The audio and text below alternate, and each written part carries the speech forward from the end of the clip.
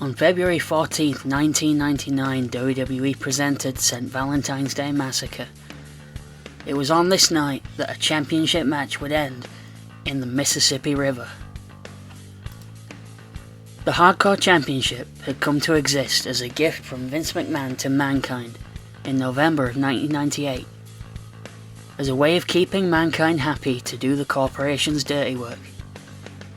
It was really just the old Winged Eagle version of the championship, given a trashy late 90s makeover, but Mankind loved it dearly for the month that he had it. Following Vince's turn on Mankind at Survivor Series, he would lose the title to Vince's new corporate enforcer, the Big Boss Man, and so the championship became a regular title. Starting in early 1999, hardcore title matches began leaving not just ringside, but the arena completely. On the January 4th edition of Raw, champion Road Dogg defended the title against Al Snow, resulting in the two men brawling in a blizzard. If you're wondering why Al Snow's covered in blood in these pictures, it's because apparently 2 weeks earlier he'd had a bloodbath from the Brood, and he was behaving extra strange ever since. So apparently we're supposed to believe that he didn't change his clothes in all that time.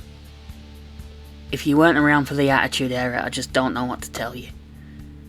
I'm also going to spare you the obvious jokes about Al Snow losing a match in the snow. Originally, the two were going to have a rematch at the February pay-per-view event. But Road Dogg was attacked backstage, and so the title was vacant.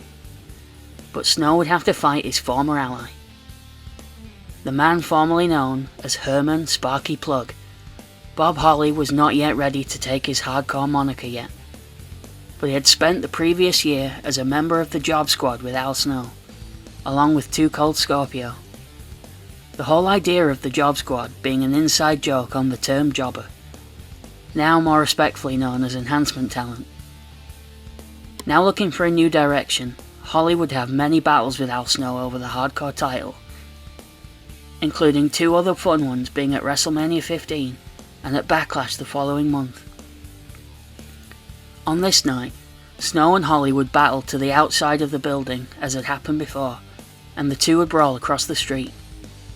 As it was mid-February, the production team had a hard time keeping the action lit, but they did a decent enough job of it. The two men battled into Woodlands, before eventually making it onto the bank of the Mississippi River. Both men end up taking a fall into the river, which at that time of the year had to be freezing cold and no fun for anyone. Holly chases Snow away from the river, braying him with a tree branch. He then sees a roll of chain link fencing and wraps Snow in it to pin him and win the championship.